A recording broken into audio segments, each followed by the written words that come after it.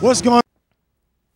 Welcome to another episode of the Urban Wall Street Project. I'm your host, Earl Christian III. Of course, today I have another amazing show, dynamic for my individuals at home looking to change their financial futures, put themselves in control to really have the prosperous lifestyles that they want to. Of course, I have my brother, CFO, mainstay, my guru for finances, if you will, Mr. William R. Patterson, back in the building. Today's topic is wealth building lessons from barons. And we're going to find out what a baron is if you don't know. Without further ado, Mr. William R. Patterson. Will. Earl, Yes, always a pleasure to be here on the Urban Wall Street Project. Yes, sir. We're ready to do it again. So the last segment we did, the wealth building strategies for 2010. We started to get people ready for a new year, new decade. It's blowing up across on the internet. People are feeling it, calling in about it.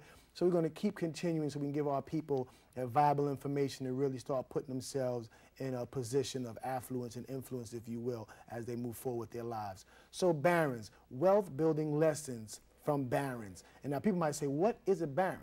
Let them know what a baron is, Will. Well, for our purposes here today, we're going to talk about barons within the context of being a person who has a great deal of influence and power within a certain industry. So when we talk about a person becoming a baron, our concept is much bigger than a person who just wants to earn a few more dollars a month or even become a millionaire, but a person who wants to be able to dominate an industry and to create impact and change and to leave a legacy. So that's really a higher consciousness when it comes to wealth building. Right, and that word you say is key, dominate. Because I'm sure most people like the word dominate and they love to be in a position where they can be dominating, specifically when it comes to areas of finance. Now, barons, individuals might hear, barons. Let's talk about some barons that are familiar with your work that other individuals may be familiar with who have great success as entrepreneurs, if you will. Well, we'll talk about some of the success lessons from industry barons, people such as Bill Gates or Warren Buffett, that these are, again, people who have a great deal of power and influence that they've been able to amass over the years in their various industries, on to barons who have endorsed our work, the Baron Sun and the Baron Solution, such as Bob Johnson, media barons, Oprah Winfrey. These are the type of people who've been able to not only build wealth, but to have social impact and social change with some of the great work that they've done in the business arena. Right, and it's very important for my people at home to understand William R. Patterson is the best-selling author for the Baron Sun, and that book has been touted by many major individuals who are in the financial arena with great success as a must-have, as a must-read, as a tool for any aspiring entrepreneur, whether you're already at the level you want to become or you're starting at the early level. So we're going to learn some of those strategies so that you can begin on putting things in perspective. One of the lessons I learned from Mr. Patterson when we first started working together, and he came on to navigate the Urban Wall Street Project's business acumen, if you will, was just understanding the position that you play and how any situation of lack can be satisfied through a partnership. So a lot of people sit at home and you're like, well, I would love to do something, but I don't know where to begin. And the first thing you have to do is definitely align yourself with an individual who's in that position that you want to become in, and then satisfy that position of lack. So I really love that, and that's been working for me very well, and I'm teaching that to the younger people as well. So I know somewhere in those lessons, and with barons on their quest to become barons, they had to satisfy situations of lack through partnerships. Absolutely. A lot of people think that, you always hear the saying, it takes money to make money. Well, it doesn't always take your money to make money, and that's a really key point. Again, any situation of lack, be it money, credit, credibility, and audience, all of those can be solved through a partnership. But it all comes back to this concept of value, and what value are you bringing to the table? And you really want to look for ways in which you can raise your value, and particularly to other people that you want to get to help you. Right. So when you're looking at raising your value, you want to look to build up an audience that other people can access, whether those are advertisers, whether those are strategic partners or people of influence. And we call this kind of the Oprah Winfrey model. We talked a little bit about that in our last segment, but particularly with the internet now, people can start internet television shows, internet radio shows, blogs, and they can build up a large audience and really begin to wield influence in their arena. But the big thing is to carve out a niche market and to look to solve some problems. So there are two things. You can turn your problems and your passion, you can turn those into opportunities and use that to become a baron or a baroness for some of the ladies out there. Yeah, definitely, and a baroness. So we know that baron is at probably the height of mogulness, really doing it. But there's a stepping stone to each level of becoming that. I say that a journey of 1,000 miles starts with the first mile, or a journey of 1,000 steps starts with the first step. So on that quest, you know, because we're going to walk you through it, and this is something I want my people to understand. We're going to be doing this over the course of the year and moving forward, so you can have pieces to put together. So definitely connect the dots as we present them for you. I'm starting out. I have a great business model. I have a great idea. Have a little bit of capital. I've read some of the books. I see where people are going. I know the vision that I want for my company. What should I do next? Do I need a business partner? Do I need to go to seminars? What should I really do? Because there's some people that might have a little nest egg. We talked about putting a little something together in some of our ABCs of financial planning. So now I've saved a little bit. I've done some diligence, had some discipline. I think I'm ready. First step to becoming a baron. Well, I'll back up a little bit. Okay. Even though you may have that nest egg, it's not always wise to invest your nest egg in your dream. A lot of people do like for you to have, quote, some skin in the game, but you don't have to have your own money invested a lot of times. And I always say never invest your money, particularly if you don't have expertise in that, because you have very high probability of losing your money. Right. And never invest other people's money unless you have partnerships with other people who have expertise. So one of the big things you do want to take some time to do is, of course, always make sure you have a mentor or an advisor or a coach. That's essential, because the mentor, advisor, or the coach is going to bring a lot of things to the table. They're going to bring some other partnerships. They're going to be able to bring that roadmap. They're going to be able to bring templates and a lot of accelerators, things that are going to save you a lot of time and money in the process. So those are some of the things that you want to do early on. And then also look for that problem that you can solve. And you don't have to reinvent the wheel. A lot of people say, well, I don't want to get into this business because there are millions of other companies or thousands of other companies doing that. The big thing you want to do is to say, can I do a better and a clearer job of explaining my product or service? Because I'm sure you've been on the internet, tried to buy something and couldn't even figure out what the product did. Right. So a lot of times, if you can do a better and a clearer job of explaining the rational and emotional benefits of your product or your service, you can compete even in highly competitive or what we would call commodity markets. So the first lesson is know your product and definitely know how to articulate it to the audience or your consumable audience. Definitely, and make sure, again, have that team or that group of advisors. If you don't have expertise in a certain area, you can always get people to come on board. Again, you can give them a piece of the company if that position warrants that. Mm-hmm. So if you structure your business the right way, you have a lot of assets to negotiate. If you don't want to give them a piece of your company, you can give them a piece of a deal, like a joint venture relationship. So you can say, you'll get 50% of the revenue or 20%, whatever the number happens to be, of this particular deal or project that we're working on. So there are a lot of things that you have at your disposal that you can leverage if you know how to structure a deal the right way. Okay. Now, have somebody in that position, they understanding the concept, where they want to go, and now they're looking to put some people in position to help them get to that next level. Someone might say, well, how do I know who's the right person? How do I know who the right team players are going to be? How do I decipher? Well, again, another great point. And I want to talk about just some of the different types of help available. Okay. A lot of people say, well, I can't afford to hire someone. You have volunteers, you have interns, you have independent contractors, and eventually employees. A lot of different assets available to help you build a business. And again, don't just show up with what's in it for me. Look for ways in which you can mentor people and form some apprentice relationships in the process. But I always say, don't partner with the first person that comes up to you and says, oh yeah, that's a great idea, we should start a business. Because remember from one of our earlier shows, what you know is your greatest asset, what you don't know is your greatest liability. And a bunch of people getting together who don't know anything is like starting a business with a bunch of debt. It's just a recipe for failure and disaster. So look for those people who have complementary skill sets, people who have assets that they can bring to the table. Again, networks of individuals that can help you, and also capital or credit, or again, those things that you're lacking in any form. Right. Now, we named a few individuals and barons that individuals may be familiar with Oprah Winfrey, or Bill Gates, Donald Trump, Warren Buffett, and Ted Turner. You know, absolutely. Right. Are you familiar with some lessons that any of those individuals experienced on their road to becoming barons and becoming the success stories that they are? Sure. Well, of course, a lot of it is going to come back to this concept of value, and you'll see value play out in a lot of different forms. You look at people like Bill Gates assessing the marketplace and looking at how can I create value for my customers, whether these are major corporations, and again, helping people to do things better, faster, cheaper, as you saw with Windows software, on into the expansion into the internet with Internet Explorer and so forth. You look at people like Warren Buffett, value investing.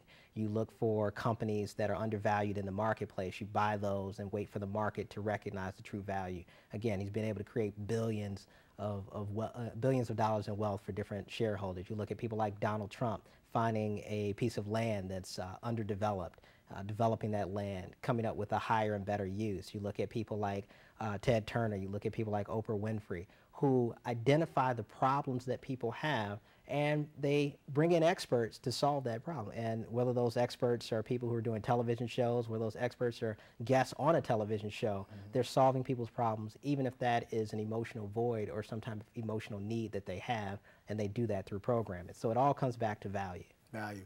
And now, some of those great values, I'm sure, can be found in The Baron's Son. Now, I'm sure in your book, you know, I've read it and I appreciate it, and that's why we're working together. What's some lessons, you know, from you, the Baron, you know, because you're a Baron in your own right, what's some lessons, wealth building lessons that you would directly encourage individuals? Because, you know, we can talk about a lot of necessities and things they need to do to get in position, but some of the language still may not be as layman. So if you were talking with, say we were talking to a class of sophomore business students in college. Let's take, not the freshman, not too focused, sophomore, I'm really ready. And they all aspire to be business owners. And like you say, it's a difference between owning the business and owning the job, right? Absolutely. And a lot of people get it twisted. And I want you to just briefly explain to people, because a lot of times say, well, I work for myself. But if you stop doing the particular work, then the job stops and the revenue stops, then that may be a business, but you you own the business or you own the job, correct? So for that person who wants to actually be a business owner, i.e. I want to be a CEO and delegate responsibilities and have employees and a staff, what's some, I should say, preliminary measures they could do, maybe at a collegiate level to prepare, or some lessons they should start preparing themselves for in the road to becoming a Baron? Well, does that make sense? Absolutely. Okay. One of the things that you really start to look at when it comes to the educational system, in my opinion, many aspects of the educational system are outdated. And for the most part, they don't prepare you to be a true entrepreneur. They prepare you at best to be self-employed, even if you may be a highly paid self-employed person, such as a doctor or a lawyer. But again, if you step away from your practice, typically your income stops. So what you want to do, again, look at the same thing that works at a school level, where they have a repeatable process. They have standard operating procedures, which is that textbook they're going to take you through. The big thing you want to look at as you're going through that curriculum is, at the end of this curriculum, can I solve a problem and translate that into an opportunity, a product, or a service that I can sell to people? If at the end of the day all you have is a piece of paper, then you really haven't developed those skill sets. So if that means going to outside workshops, outside training, these were things that I did when I was in school. You know, I took on other, I went to the USDA graduate school, and I picked up other computer programming classes so I could learn how to create software products, and I could learn how to market these things. So you want to look for ways in which you can fill in the gap and, again, translate that into a product or service that solves a problem. Okay. Now, when starting out in business, Will, you know, we all have aspirations. I want to get into real estate. I want to own cars. I want to own a computer shop. I want to do these things. Are there certain types of businesses or ventures, new, novice entrepreneurs should get into first? Because, you know, like when I was in college, for example, a lot of people say, I want to study the stocks. I'm going to get into the stocks because, you know, we can make a lot of money. And I remember a teacher teaching us the stock market, but she said, when you introduce yourself to stocks, don't just throw your money anywhere because you could lose it. Make sure you start with at least maybe some concrete stocks that will always make money. And the 3 stocks she introduced us to and suggested on the preliminary level were water, I think she said electricity, and clothing or food, one of those 2, because people are always going to need water, you're always going to need electricity, and you're always going to need food or clothing. And the market may fluctuate in those industries, but you probably won't lose your shirt if you invest in those stocks. Are there businesses or models that you would suggest people get involved in before they just decide, like, I want to go into real estate, so I'm going to take my little $10,000 nest egg and buy that first house that I want to flip, is there something else that they should do before just going all in? Well, of course, you always have to put in the disclaimer that investing involves risk of loss, and different investment vehicles are not suitable for all investors. So you definitely want to get a competent advisor to help you through this process. But it's also important to understand that many industries are cyclical. So there are ups and downs. You saw with the oil market, it ran up, and, Right. and people made a killing. But also, there are going to be down points in any particular market. Also, you have to look at, is this a growth industry? Is this a industry that is a maturing industry or a declining industry? And then there are certain industries like technology. While the company that's on top today may not be there tomorrow. So you look in the early days of whether you had IBM and it went to Apple, on to Microsoft, on to Google, on to even some of the social media companies. There'll be times where you put money in a company and again, they max out. So it is important to look at those types of businesses. But as you mentioned, some of the staples, some of the utilities, these are things that will give you greater earnings predictability, because you would assume that 20 years from now, 30 years, you're still going to need certain types of energy. But again, right. Energy is also changing. True this. And so there are a lot of changes, and it is important to continue to stay abreast of the changes that are happening across every industry, because you could be investing in record stores and the MP3 player comes out. So it is important to always stay abreast of current trends. Okay, very good. So now some lessons. I want to talk about, a lesson that may had a negative, negative situation. For me, learning is positive and negative. If you have a negative experience and you learn something out of it, it's something positive come out of it, because you won't make that same mistake again. And if you know how to do it the next time, then that was a positive, outcome, even in a negative situation. Are you familiar with a baron who had a negative story that turned that situation into a positive?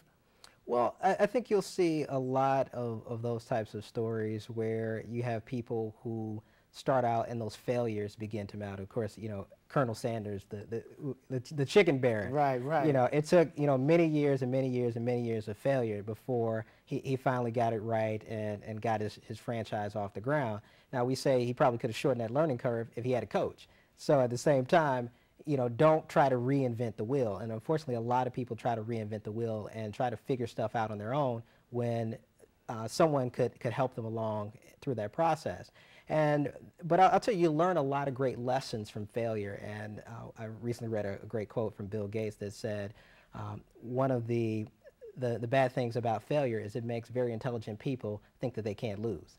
And or rather success is that it makes very intelligent people think that they can't lose. Mm-hmm. Well, a lot of the lessons that you learn when you fail are say, wow, I can do this differently and I can make it work, or I can find a new application for this product or that service. So you typically learn a lot more through your failures than you do through your successes. Right. And why, William, is it in business, is it very important to not be afraid to fail? Because I've learned a lot of people are very reluctant or apprehensive to really go for what they want to, on their road to becoming a baron or just a comfortable business owner, because they're afraid of what they're not going to achieve, or what can go wrong. Why is that so critical? Well, we see with a lot of our different coaching clients, emotional barriers play a major part in their success. And typically the lower net worth struggling clients, they have a lot more of the emotional issues around money, because for them, they feel like they have a lot more at stake. Mm-hmm. And one of the oil barons, J. Paul Getty, he said what he would always do when he started a deal, he would say, what's the worst thing that can happen? And he identified, what were the worst case scenarios, and did everything in his power to make sure that they didn't happen. But once you look at the worst case scenario, you accept that, you can at least move forward and plan for it. Now, again, that said, you want to have a team of people who can help you avoid a lot of those mistakes. You don't want to learn from your own mistakes if you can avoid them. Learn from other people's mistakes. Right. Now, when putting your team together, football team may have 11 players on the field, and basketball teams, 5 main cats on the field. How many people should be on your team when you're starting on your road to becoming a baron? Well, I think it's definitely going to depend on the nature of the business, because, obviously you may have one person, for instance, we have a client doing a t-shirt business in Florida and another that's doing a manufacturing plant in China. So depending on the scale of your dream and your vision, you may need some different type of people. But I would take some time to inventory your skills and to do that needs assessment, to look at your business to say, where are the areas where I'm lacking? If you're not passionate about it, if you're not skilled at marketing, don't try to do the marketing. Bring in someone else and give them a piece of the dream. Again, people always say that, I want 100% of my business. I don't want to share the wealth with anyone. But Bill Gates is the richest man in the world because he's created millions for so many other people. Don't be afraid to share your dream because you'll have another one that'll also be worth billions. So again, if you build it the right way where you empower people, you create wealth for them, they'll work harder with you and help you build a legacy as well. True that, true that. And that's so important. So many times I talk to people and people are apprehensive to go forward or get a partner because they feel like it's going to be so much more gain in it for somebody if they put them on, or the person is going to actually try to steal their dreams. But the reality is, I tell people, no one can win a championship by himself. No, the greatest player cannot win a championship by themselves. You told me that no matter how great you are, you're going to need someone on your team. Now, is there a bare minimum, like you said? Even so, I'm starting at a small level. Maybe I want to just start a coin-operated laundry. Right. I have an idea for that, or a storage unit, and I can, $100,000 down, and I could be $10,000 in my own pocket, and if I have investors, I could finance, the other 90%. How many people should I have? Do I need an accountant off the top? Do I need a treasurer? Do I need a bookkeeper? Because I want people to know certain players you're going to need in the event. You may not need 10 people on your team, but you're going to need at least these core 3. Right.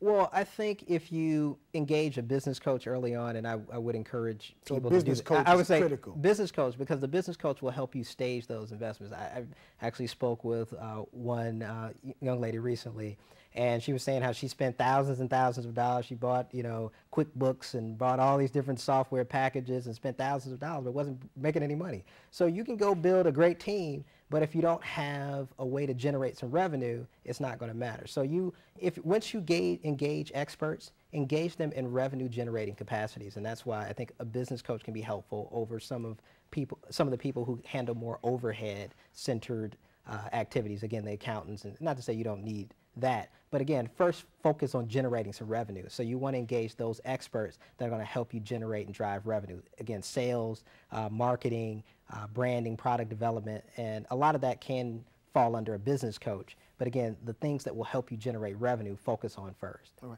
right. Now for you, William, because I always like to ask a personal question. You've had, great success, as a business person, as a coach, a #1 wealth coach, a top business owner, a minority, but business owner as far as I'm concerned, like I always say. What's some lessons that you implemented on your road to becoming a Baron and actually writing The Baron Son? Well, I'll tell you, one of the things that's unique about our company, I own quite a few companies in addition to the Baron Solution Group, but one of the things that's unique about the Baron Solution Group is I turned that into one of the top 100 women and minority businesses in the Mid-Atlantic region off of just a 1995 book.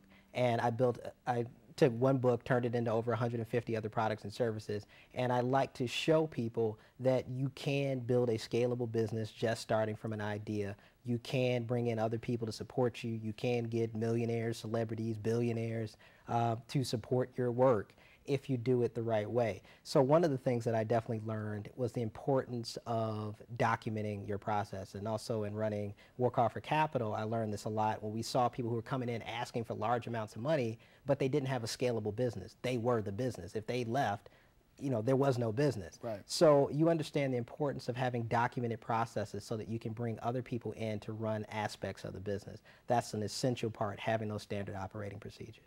And you say something that was so key and so poignant, and I say that to young people with my production program that I have in schools throughout New York City. And I'm dealing from an artist perspective, and you said an idea. And I think people don't realize how powerful an idea is.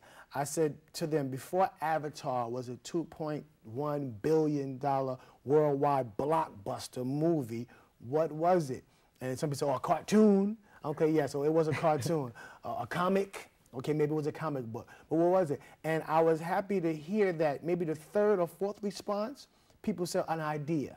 And I said it was an idea. And I asked them, I said, how much does it cost to create an idea? They all said it doesn't cost anything. It's free, because you're thinking it. I said, so in essence, Avatar was an idea, i.e. whatever your business is an idea.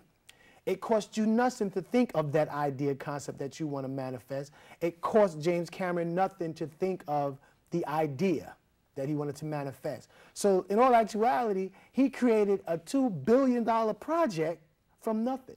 So I said to my people, any successful business out there is an idea. It's essentially you can create it from nothing, because if you can think it, it can occur. So so it's like people like, wow, and they had to stop and think about like, wow, wait a minute. I don't think they really understood the power of human thought. Well, I'll tell you that. Some people just say, I'm not that creative. And I don't believe that, but let's just say that's true. The big thing is, it doesn't even have to be your idea. You just need to partner with someone who is that creative and bring some value to the process. So there's no excuse for you not, again, raising your value. And I'll come back to this point about value, why that's so essential, is because when you just show up to the typical job, and no matter what it is that you're doing, you always have to start by asking yourself, is this the greatest value and benefit that I can deliver to the world? If you're just pushing paper and you say, is this really it? And if you can do more, you will be compensated for doing more. A lot of people always say, I need a raise, I need a raise. Well, have you raised your value to your employer? And if you have, then you have some justification. Well, I just added $1 million to the bottom line. Can I have a small percentage of that as a bonus or a raise or an incentive? Definitely. You have much more negotiating power. So look for ways to raise your value and your benefit, both to your employer and yourself. Excellent. My people at home, very important, your value. And that's key. You want to be an asset. You are your greatest asset, and at the same time, you are your greatest liability. But when it comes to progressing yourself in your workplace and your profession, as my man William said, you have to have a value. People need the value. Your employer needs to see the value. If you want more, your employer needs to feel that you can deliver more, you can produce more, whether or not you've done it, just because of your work ethic. So as I always say, be mindful, be focused, be prosperous. Continue watching. Visit baronseries.com. The Solution Group, they will definitely navigate you. Join forces with the Urban Wall Street Project. We have an amazing, amazing business club that we're building here on a national level. We have an event coming up February 27th, so be on the lookout. It's here in New York. It's amazing. Of course, I want to thank my brother William Patterson for being part of it. My brothers and sisters at home, wealth can truly be attained, but only if you put that value in yourself and respect and appreciate and honor your ideas. Till next time, peace.